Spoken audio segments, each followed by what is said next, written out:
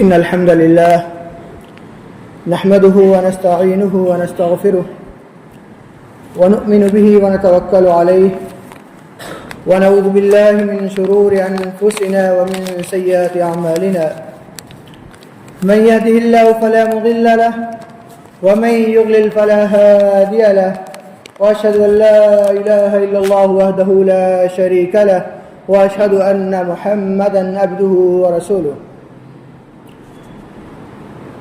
اللهم صل على محمد وعلى آل محمد كما صليت على إبراهيم وعلى آل إبراهيم إنك حميد مجيد. برادران اسلام، حاضرین جمعہ، تعریفات و توصیفات اللہ وحدہ لا شریک کے لیے لائق و زیبا ہیں، جس نے پوری کائنات کو تنے تنہا بنایا اور ہر شخص کو اس کی ضرورت کے بقدر روزی عطا فرما رہا ہے۔ وہی خالق کائنات ہے، اسی کے بھروسے پر درند چرند پرند یہ تمام چیزیں چلتی ہیں، جن کی صبح خالی پیٹ ہوتی ہے لیکن رات تک ان کے پیٹ کے اندر نوالا پہنچ جاتا ہے۔ بعدہ درود و سلام نازل ہوں تمام انبیاء کرام پر، بالخصوص آخری نبی جناب محمد رسول اللہ صلی اللہ علیہ وسلم پر، اللہم صلی وسلم وبارک علیہ۔ برادران اسلام، حاضرین جمعہ، معزز علماء کرام، بزرگان دین، طالبان علوم نبوت اور اسلامی ماؤں اور بہنوں، میں جس موضوع کو لے کر آپ حضرات کے سامنے کھڑا ہوا ہوں وہ توکل علی اللہ ہے، یعنی اللہ رب العالمین کے اوپر بھروسہ کرنا۔ انسان کی زندگی ہر شخص یہ جانتا ہے کہ زندگی کے اندر اس کی مصیبت آتی ہے، تکالیف آتی ہیں، اچھائیاں ہوتی ہیں، برائیاں بھی ہوتی ہیں، لیکن یہ مسلمانوں کا حال ہوتا ہے۔ نبی اکرم صلی اللہ علیہ وسلم کا فرمان ہے کہ ان اصابت شراء صبر فکان خیر اللہ، کہ اگر ان مسلمانوں کو کوئی تکلیف پہنچتی ہے تو اس کے اوپر وہ صبر کرتا ہے تو اس کے لیے بہتر ہے، اور اگر اس کو اچھا پہنچتا ہے فکان خیر اللہ، اور اس کے اوپر وہ شکر کرتا ہے فشکر فکان خیر اللہ، اس کے اوپر شکر کرتا ہے تو اس کے لیے بہتر ہے۔ میرے بھائیو، اللہ رب العالمین کے اوپر توکل کرنا بہت ضروری ہے، کیونکہ اللہ رب العالمین ایک ایسی ذات ہے جو انسان کو ہر مصیبت زدہ چیز سے بچا سکتا ہے۔ اللہ کے رسول صلی اللہ علیہ وسلم کا واقعہ ہجرت کا لے لیجئے، آپ غار کے اندر چھپے ہوئے ہیں اور وہاں پر بالکل دشمنان دین سامنے ہیں، وہ چاہ رہے ابھی تھوڑا جھک جائے تو اللہ کے رسول کو دیکھ لے اور حضرت بکر کو دیکھ لے اور ان کو ختم کر دے، ان کو صفحہ ہستی سے مٹا دے، لیکن اللہ رب العالمین کی ذات ان کو ایسی جگہ پر بھی تحفظ فراہم کر رہی ہے۔ ایسے موقع پر حضرت بکر رضی اللہ تعالیٰ عنہ خوف کھا رہے تھے کہ یا رسول اللہ، دشمن ہمارے سامنے ہے، کہیں ہمیں دیکھ لیں گے تو ہمارا کیا ہوگا؟ ایسے وقت میں نبی اکرم صلی اللہ علیہ وسلم نے فرمایا کہ لا تحزن ان اللہ معنا۔ یہ ایمان کا اچھلا طریقہ، سب سے اونچا طریقہ، اوپر کا جو درجہ ہے، یہ بتلایا گیا ہے کہ انسان اپنے دل کے اندر یہ کر لے کہ انسان کو کوئی غم لاحق نہ ہو، اور یہ وہ تصور کرے کہ اللہ رب العالمین میرے ساتھ ہے، اس کی تمام برائیاں، اس کی تمام جو مصیبتیں ہیں وہ ختم ہو جاتی ہیں۔ اللہ کے رسول نے کہا کہ لا تحزن ان اللہ معنا، کہ ابوبکر غم نہ کھاؤ، تکلیف نہ کرو، تم پریشان نہ ہو، یہ دشمنان دین یہاں پر ہے، اللہ ہمارے ساتھ ہے، لہٰذا اللہ ہمیں ان سے بچا لے گا۔ اور قرآن کریم کے اندر بہت سے مقامات پر اللہ پر توکل اور بھروسے کرنے کی کیا ہے تعریف بیان کی گئی ہے۔ اس میں سے ایک یہ کہ اللہ تعالیٰ پر بھروسہ کرنے کے لیے اللہ رب العالمین نے حکم دیا ہے۔ اللہ تعالیٰ فرماتا ہے وَعَلَى اللَّهِ فَلْيَتَوَكَّلِ الْمُتَوَكِّلُونَ، کہ جو مومن ہوتے ہیں وہی لوگ کیا ہے؟ اللہ رب العالمین کے اوپر بھروسہ کرتے ہیں۔ اور اسی طریقے سے ایک آیت کریمہ کے اندر ایمان والوں کی، مومنوں کی یہ صفت بتلائی گئی ہے جو اللہ پر بھروسہ کرتے ہیں۔ اللہ تعالیٰ فرماتا ہے کہ انما المؤمنون الذین اذا ذکر اللہ وجلت قلوبہم، کہ جب اللہ رب العالمین کا ذکر مومنوں کے سامنے کیا جاتا ہے تو ان کے دل دہل جاتے ہیں، یعنی ان کے اندر ڈر اور خوف، اللہ کا ڈر اور خوف پیدا ہو جاتا ہے۔ وَإِذَا ذُكِرَتْ عَلَيْهِمْ آيَاتُهُ وَإِذَا ذُكِرَتْ عَلَيْهِمْ آيَاتُهُ زادتہم ایمانا، جب اللہ رب العالمین کا ذکر ان کے اوپر کیا جاتا ہے تو ان کے ایمان کے اندر زیادتی ہو جاتی ہے۔ وَعَلَىٰ رَبِّهِمْ يَتَوَكَّلُونَ، اور مومنوں کی صفت بتلائی کہ وہ کیا ہے، اللہ رب العالمین کے اوپر بھروسہ کرتے ہیں، اور جو اللہ پر بھروسہ کرتا ہے اللہ اس کے لیے کافی ہو جاتا ہے۔ اللہ تعالیٰ قرآن کریم کے اندر ارشاد فرماتا ہے کہ وَمَن يَتَوَكَّلْ عَلَى اللَّهِ فَهُوَ حَسْبُهُ، کہ جو اللہ پر بھروسہ کرتا ہے اللہ اس کے لیے کافی ہو جاتا ہے۔ نبی اکرم صلی اللہ علیہ وسلم کو حکم دیا گیا کہ آپ اللہ پر بھروسہ کیجئے۔ اللہ تعالیٰ فرماتا ہے فَتَوَكَّلْ عَلَى اللَّهِ انَّكَ عَلَى الْحَقِّ الْمُبِينِ، کہ تم اللہ نبی آپ اللہ پر بھروسہ کیجئے، یقیناً آپ کیا ہے، حق مبین کے اوپر ہے، واضح راستے کے اوپر ہے۔ اور اسی طریقے سے اس رب کے اوپر جو ہمیشہ زندہ رہنے والا ہے، کبھی اس کو فوت نہیں ہونے والی اور اس کو کوئی ختم نہیں کر سکتا، اس کا کوئی دشمن نہیں ہو سکتا، کوئی دشمن اس کو عاجز نہیں کر سکتا، اس رب کے اوپر بھروسہ کرنے کا اللہ رب العالمین نے حکم دیا۔ اللہ تعالیٰ فرماتا ہے کہ وَتَوَكَّلْ عَلَى الْحَيِّ الَّذِي لَا يَمُوتُ، کہ اس رب کائنات پر بھروسہ کیجئے جو ہمیشہ زندہ رہنے والا ہے اور جسے موت نہیں آنی ہے۔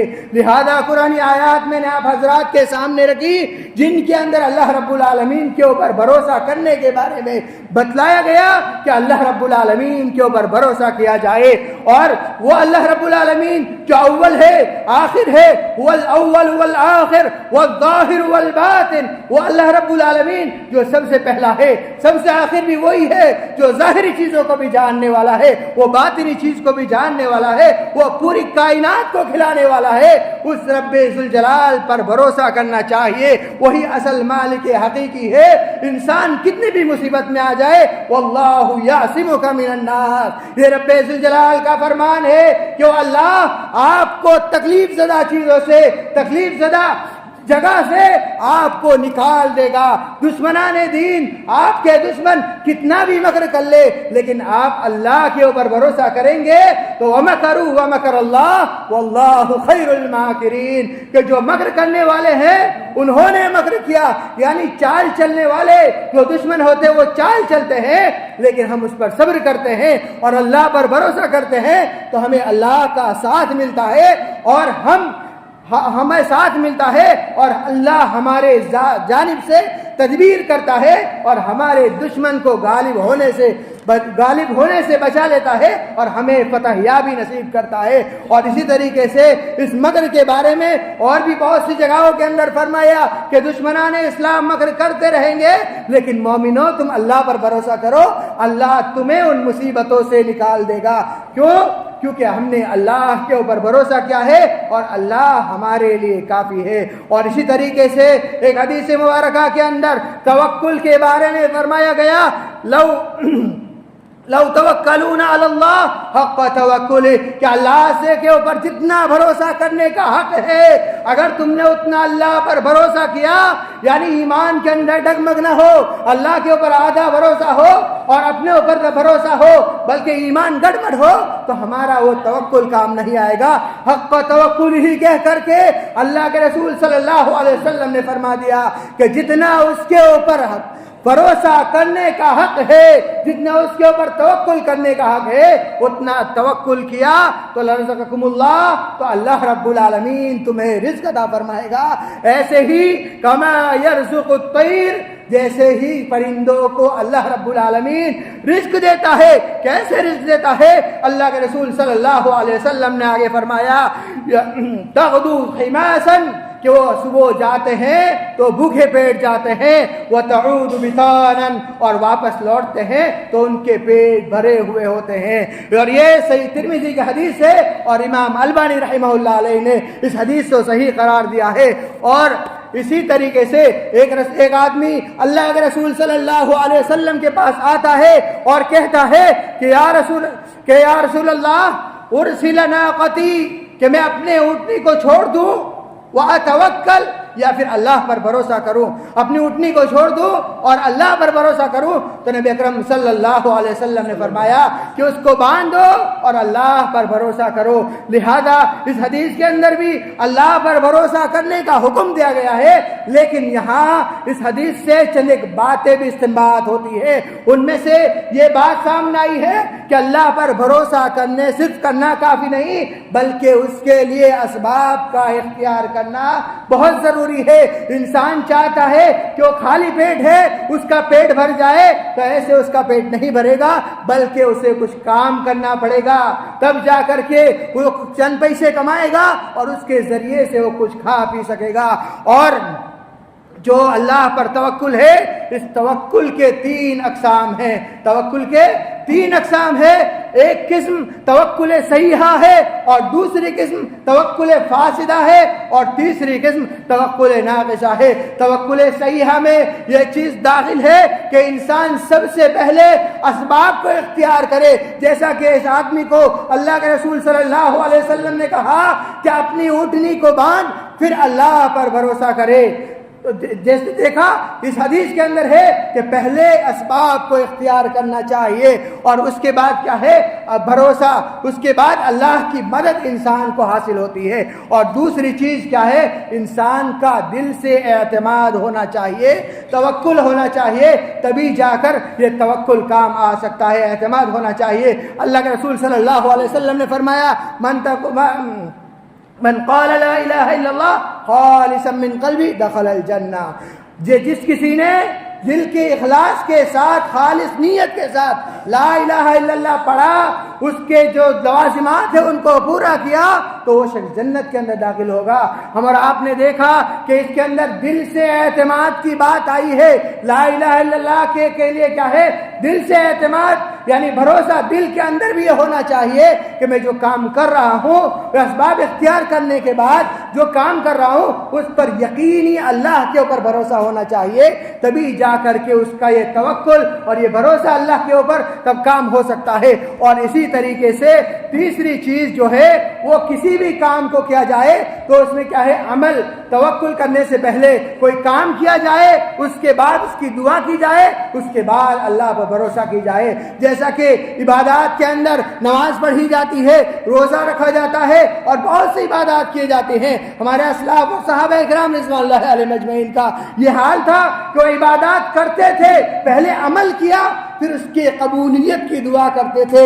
وہ زندگی میں اپنی قبولیت کی دعا کرتے تھے، یا الہی میرے جانب سے جو اعمال ہوئے ہیں تو اسے قبول فرما لے، اپنے بارگاہ کے اندر قبول فرما لے. اور تیسری چیز کیا ہے؟ ان دعاؤں کے بعد اللہ رب العالمین کے اوپر بھروسہ کرتے ہیں. لہذا معلوم ہوا کہ اللہ کے اوپر توکل کرنے کے 3 جو صحیح توکل ہے وہ 3 ہے.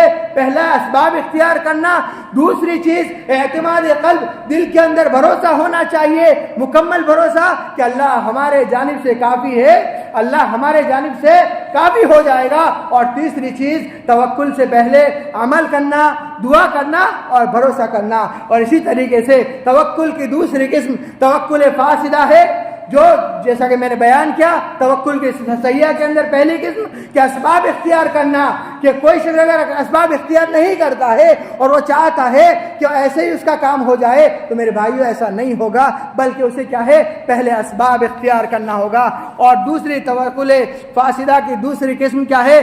غیر اللہ پر بھروسہ کرنا. اللہ پر بھی بھروسہ کرنا ایک صفت یہ ہو سکتی ہے، اور دوسرا ساتھ میں غیر اللہ پر بھی بھروسہ کرنا. جیسا اولاد کے اندر، اولاد مانگنے کے اندر اور بہت سی چیزوں کے اندر، رب جنت کے اندر داخل کے اندر بھی ہم یہ بھروسہ کر لیتے ہیں کہ اللہ جو ہمارے جو اولیاء ہیں وہ کیا ہے؟ ہمیں جنت کے اندر پہنچا دیں گے. تو یہ بھروسہ کرنا یہ صرف اللہ کے ساتھ خاص ہو.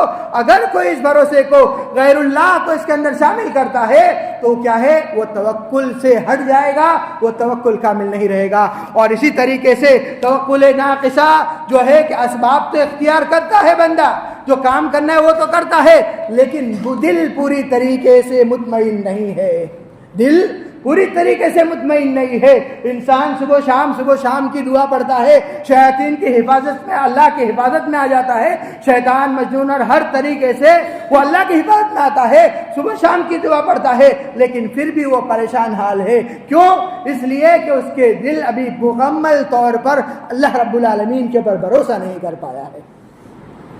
एक बार कुरान ने कह दिया, अल्लाह के नबी ने कह दिया, वो हमारे लिए काफी है कि दुआ पढ़े, शैतान से आपकी हिफाजत अल्लाह खुद करेगा।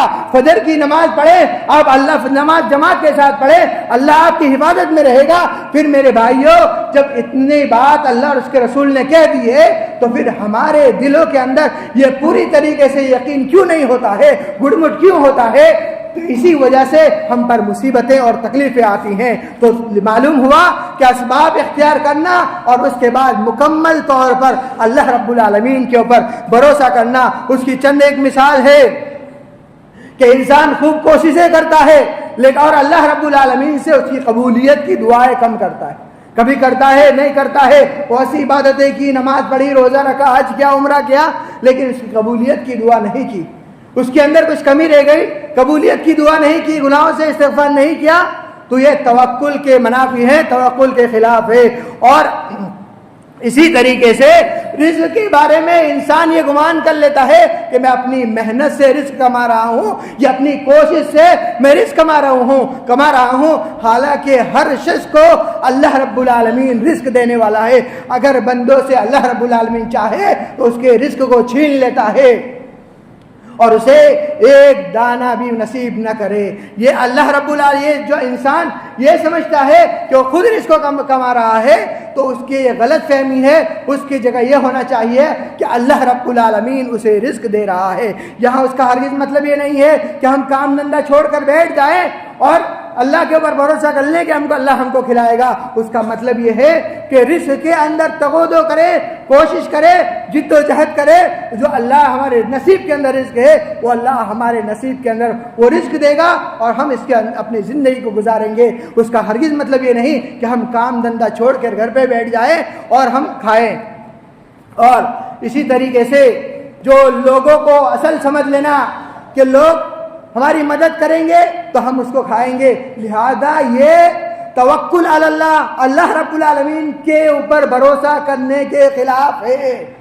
एक ईमान वाले के अंदर ये चीज़ कमी है कि वो ये समझ ले कि मेरा कोई रिश्तेदार है या कोई अमीर आदमी है, वो मेरी मदद करेगा, मेरे दिन अच्छे हो जाएंगे। तो मेरे भाइयों, ये ईमान के नवाक़िस, ईमान की कमी में से है। लिहाजा एक मोमिन का ईमान ये है कि उसका कामिल भरोसा गैरुल्लाह को छोड़ करके, यानी कोई भी इंसान, रिश्तेदार कोई भी हो, उसको छोड़ करके सिर्फ और सिर्फ अल्लाह पर होना चाहिए कि अल्लाह मेरे जानिब से काफ़ी है और वही मुझे रिज़्क़ दे सकता है और वही मेरी ज़िंदगी के अंदर जो कमियां आई हैं, जो खराबियां आई हैं, जो मुसीबत आई है, उन मुसीबतों को दूर कर सकता है।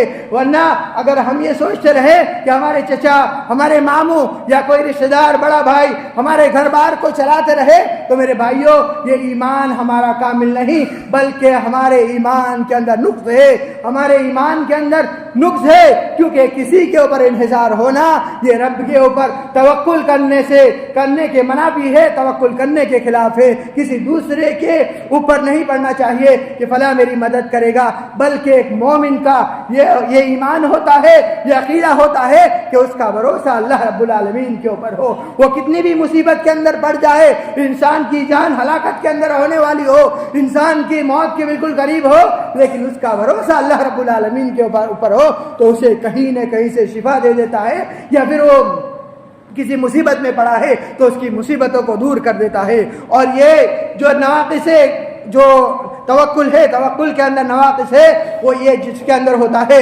इससे ईमान तो ख़त्म नहीं होता, बल्कि ईमान के अंदर कमज़ोरी और नुक्स ज़रूर पैदा होता है। मेरे भाइयों, अल्लाह के ऊपर तवक्कुल करना बहुत ज़रूरी है। उसकी चंद मिसालें मैं आप हजरात के सामने पेश करता हूँ। एक तालिब इल्म जब मेहनत, जो امتحان دینے کے لیے جاتا ہے اور وہ سوچتا ہے کہ میں اپنے امتحان کے اندر کامیاب ہو جاؤں، تو اس کے لیے سب سے پہلی شرط یہ ہے کہ جب درس دیا جا رہا ہو، سبق سنا پڑھایا جا رہا ہو، تو اس کے اندر سے محنت سے دھیان سے سنے، اس کے بعد اس کو ازبر کرے، پختہ کرے، اور اس کے بعد جو امتحان کا زمانہ آیا تو اس کو ریویژن کرے اور اس کے بعد اللہ کے اوپر بھروسہ کرے۔ لیکن کوئی شخص یہ سمجھے کہ بھائی میں نے پڑھ لیا اور کلاس کے اندر تو پڑھ لیا، کیسے کیسے پڑھ لیا، لیکن اس کا بعد کے اندر کیا ہے، اس کا ریویژن نہیں کیا اور ایگزام کے ٹائم پر بھی اس کے اندر محنت نہیں کی، اور وہ سوچے کہ میں اللہ پر بھروسہ کر کے بیٹھ جاتا ہوں، اللہ مجھے پاس کر دے گا، تو میرے بھائیوں ایسے نہیں ہوگا۔ کیوں؟ کیونکہ اس نے اسباب کو اختیار نہیں کیا، اس نے جد و جہد کو چھوڑ دیا۔ جد و جہد کو چھوڑنے کی وجہ سے وہ کیا ہے، وہ شخص امتحان کے اندر پاس نہیں ہو سکتا۔ اور اسی طریقے سے کسان کی مثال لے لیجئے کہ ایک کسان اپنی کھیتی باڑی کو یوں ہی چھوڑ دے، ادھر ادھر پڑی ہوئی بکھری پڑی ہوئی ہے، اس کے اندر ہل نہ جوتے، اور وہ چاہ رہا ہے کہ اس کے اندر سے گنے اگائے، پھل سبزی فروٹ اگائے اور تمام طرح کی آشائی سے اسے زمین سے ملتی رہے، تو میرے بھائیو یہ ممکن نہیں ہے، کیونکہ اس کے لیے ضروری ہے کہ اس کے اندر ہل چلایا جائے، ہل چلانے کے بعد جو اس کی صفائی کرنی ہے وہ کی جائے، اور اس کے بعد صحیح کرنے کے بعد اس کے اندر دانے بوئے جائے، پانی پلایا جائے، تب جا کر کے ایک مدت کے بعد وہ پھل بڑا ہوتا ہے اور ہم اور آپ کو وہ فائدہ پہنچاتا ہے۔ اور تو ذرا سوچئے، غور و فکر کیجئے کہ ایک انسان کسان بن کر کے اپنی زندگی کو خوشحال بنانے کے لیے کس طریقے سے تگ و دو کے اندر لیتا ہے، پڑھتا ہے، اور کس طریقے سے اس کے اندر کوشش کرتا ہے، اور اس کوشش کی وجہ سے پھر وہ بعد میں کامیاب ہوتا ہے۔ تو ایسی ہی مثال اللہ کے اوپر توکل کرنا ہے۔ تو سب سے پہلے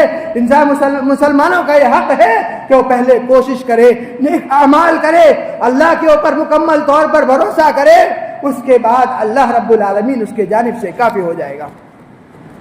اسی طریقے سے اس ضمن میں اور ایک بات آتی ہے کہ انسان اپنے گھر بار والوں کے اوپر اور دوستوں کے اوپر اور مسلمانوں کے اوپر توکل اور وشواس کرتا ہے، کیا یہ بھی ایمان کے تقاضے کے خلاف ہے؟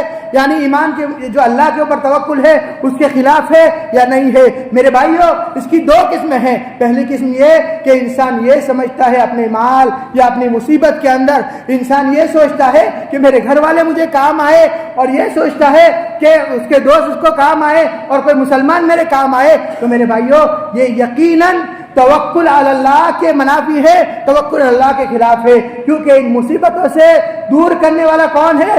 اللہ رب العالمین ہے۔ گرچہ اللہ رب العالمین گھر والوں کو ذریعہ بنائے، کسی گھر والوں کو، دوستوں کو یا مسلمانوں کو ذریعہ بنائے، لیکن کیا ہے، اگر ایسا اس کا ایمان ہے کہ وہ اللہ کے اوپر بھروسہ کرتا ہے اور اپنے گھر والوں کو یہ ایمان نہیں رکھتا کہ اس کے گھر والے مدد کرے، لیکن یہ بات نہیں مانتا ہے کہ اس کے گھر والے اس کی مدد کرے، ان کے اوپر وہ بھروسہ کر لے کہ میرے گھر والے میری ضرور مدد کریں گے، تو میرے بھائیوں یہ غلط عقیدہ ہے۔ بلکہ ہمیں یہ سوچنا چاہیے کہ گھر والے ہماری خود وہ مدد کر رہے، لیکن ہم ان سے مدد نہیں لے رہے، بلکہ اللہ ہماری مدد کر رہے، یہ ایمان کا صحیح تقاضا ہے۔ اور دوسری قسم جو گھر والوں کے اوپر یہ ہے کہ ایک میاں بیوی کا اپنی بیوی کے اوپر بھروسہ کرنا، یہ دوسری قسم میں آ جاتا ہے، ان کے عادات اطوار کے اندر آ جاتا ہے، اس کے اوپر بھروسہ کہ کہیں وہ غلط جگہ پر تو نہیں جا رہی ہے۔ ایک بیوی کا شوہر کے اوپر بھروسہ کرنا کہ وہ کہیں غلط جگہ پہ تو نہیں جا رہا ہے، تو یہ کیا ہے، یہ الگ کیٹیگری کے اندر آتا ہے،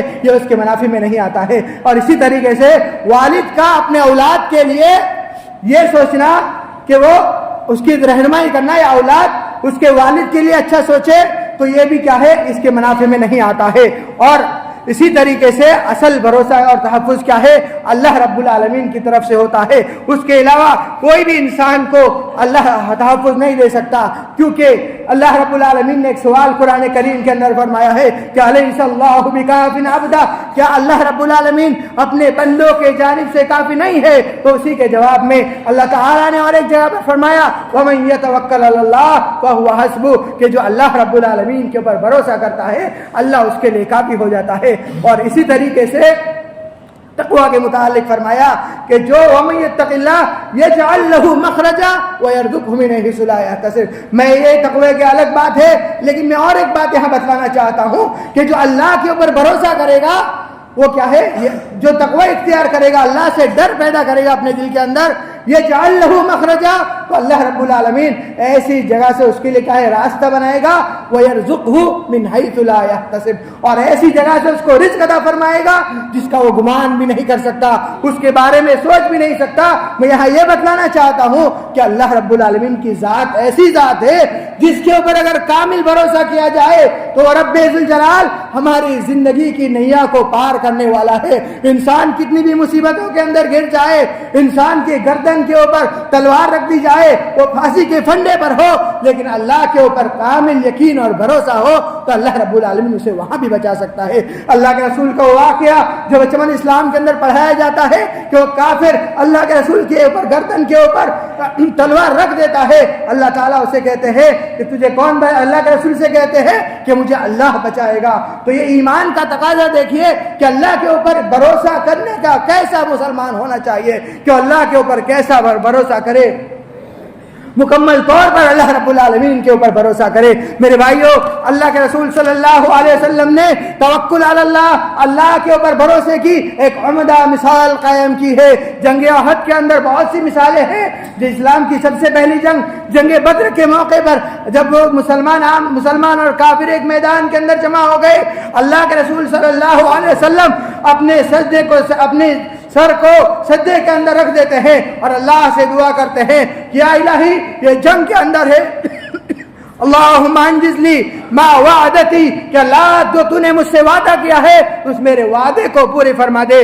अल्लाहुम्मा अंशुद का अहदक, कि अल्लाह जो तूने मुझसे अहद किया है वो वादक, और जो तूने मुझसे वादा किया है तो उस वादे को पूरा कर दे। अल्लाह के रसूल सल्लल्लाहु अलैहि वसल्लम बराबर अल्लाह रब्बुल आलमीन से दुआ कर रहे हैं। फिर घमासान की जंग शुरू हो गई, खतरनाक मैदान का मंजर हो गया। फिर अल्लाह के रसूल सल्लल्लाहु अलैहि वसल्लम अल्लाह से तब भी दुआ कर रहे हैं और कह रहे हैं, अल्लाहुम्मा इन तुहलिक हादिहिल इसाबतल यौम ला तुअबद, कि अल्लाह अगर तूने आज इस गिरोह को हलाक कर दिया, इस मैदान के अंदर ये गिरोह हलाक हो गया, ला तौबत, तो आज के बाद इस जमीन के ऊपर कोई भी तेरी इबादत करने वाला नहीं बचेगा। उसके बाद अल्लाह के रसूल सल्लल्लाहु अलैहि वसल्लम आगे दुआ करते हैं कि अल्लाहुम्मा इन शिअता लम तुअबद बादल यौम अबदा, कि अल्लाह अगर तू चाहे कि आज के बाद कोई भी इस दुनिया के अंदर तेरी इबादत न करे तो कोई भी इस दुनिया के अंदर इबादत करने वाला नहीं बच सकता। उसके बाद अल्लाह के रसूल बराबर दुआ करते रहते हैं।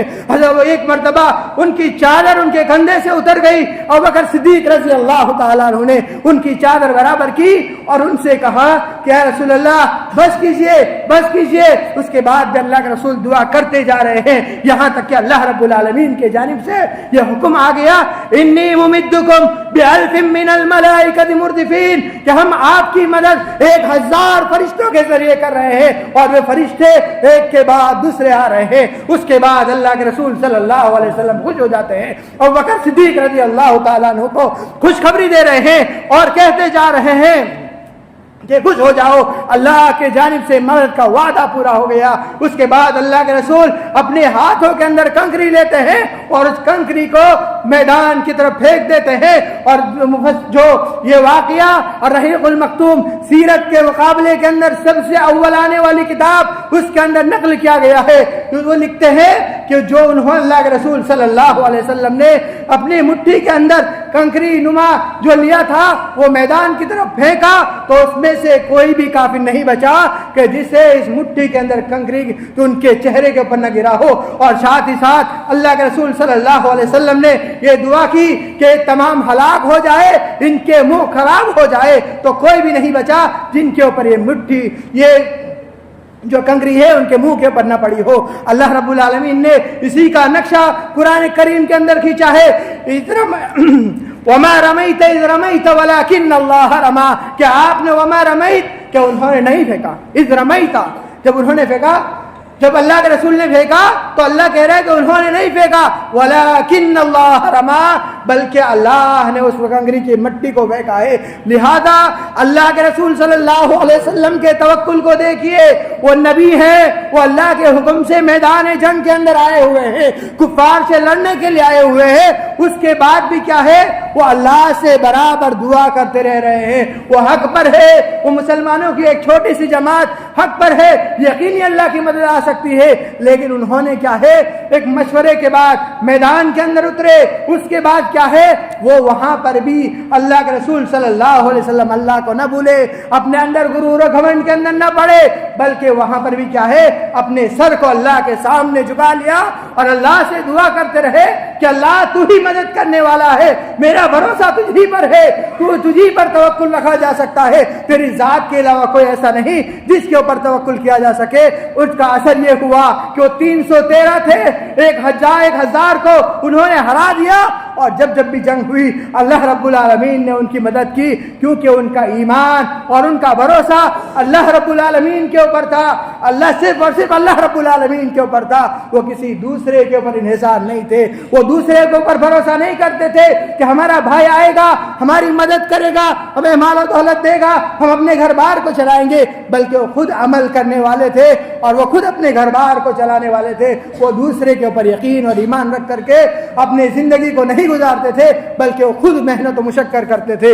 और इसी तरीके से नबी अकरम सल्लल्लाहु अलैहि वसल्लम ने एक हदीस के अंदर फरमाया, जो सही तिरमिजी की हदीस है, इमाम अलबानी रहमहुल्लाह अलैह ने इस हदीस को सही तिरमिजी के अंदर नकल किया है। अल्लाह के रसूल सल्लल्लाहु अलैहि वसल्लम ने फरमाया, मशहूर हदीस है, इहफज़िल्लाह यहफज़क, कि तुम अल्लाह रब्बुल आलमीन की हिफाजत करो, अल्लाह रब्बुल आलमीन तुम्हारी हिफाजत करेगा।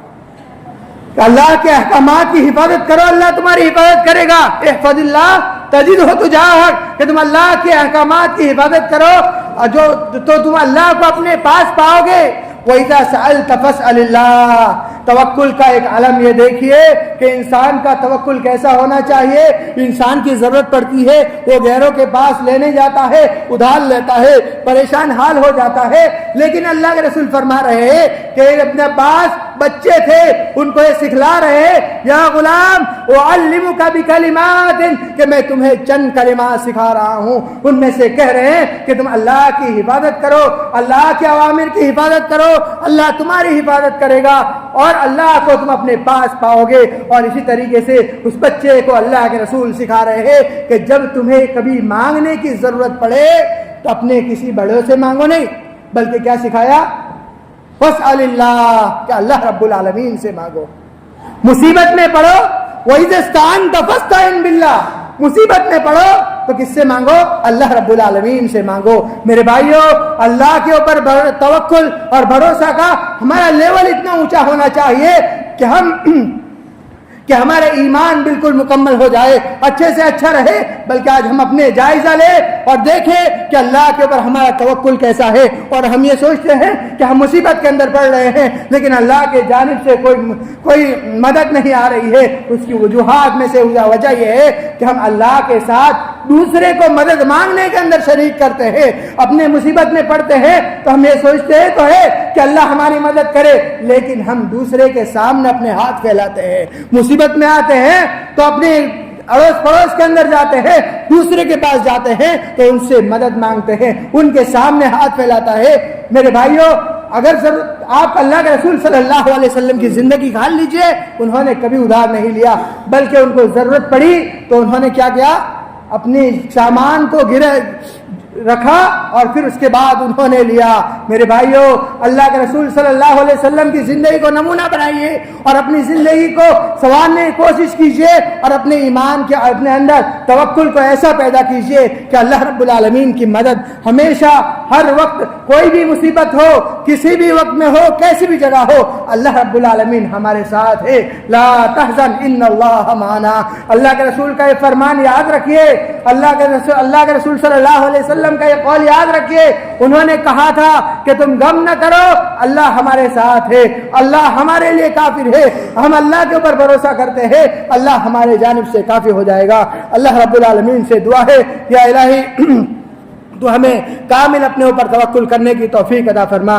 या इलाही, हम परेशान हाल है, हमारी परेशानियों को दूर फरमा दे। या इलाही, جہاں کہیں بھی مسلمان پریشان حال ہے ان کی پریشانیوں کو دور فرما دے. یا الہی جو بے اولاد ہیں ان کو نیک صالح اولاد عطا فرما. یا الہی جو صاحب اولاد ہیں ان کے اولاد کو نیک صالح بنا. یا الہی جو جن کے ابھی جوڑے نہیں بنے ہیں یا الہی تو ان کو نیک صالح بیوی عطا فرما اور ان کی زندگی کے اندر برکت عطا فرما اور تمام لوگوں کے میاں بیویوں کے اندر خوب محبت عطا فرما. یا الہی ہماری پریشانیوں کو دور فرما دے, دشمنان دین کی سازشوں سے تو ہماری حفاظت فرما دے. یا الہی تو مولا کریم ہے, تو مہربان ہے, بندوں کے اوپر مہربانی کرنے والا ہے, تیری صفت رحیم ہے, تیری صفت کریم ہے, تو بندوں کے اوپر رحم اور کرم کرنے والا ہے, تو ہم پر اپنے رحمت اور کرم کے دروازے کو کھول دے. آمین.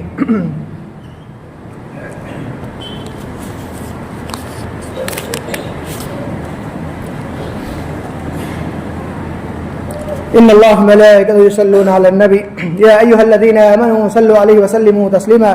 اللهم صل على محمد وعلى آل محمد كما صليت على إبراهيم وعلى آل إبراهيم إنك حميد مجيد. اللهم بارك على محمد وعلى آل محمد كما باركت على إبراهيم وعلى آل إبراهيم إنك حميد مجيد. عباد الله رحمني ورحمكم الله, إن الله يأمر بالعدل والإحسان وإيتاء ذي القربى وينهى عن الفحشاء والمنكر والبغي يعظكم لعلكم تذكرون. اذكروا الله يذكركم وادعوه يستجب لكم ولذكر الله تعالى أكبر والله يعلم ما تصنعون. أقم الصلاة.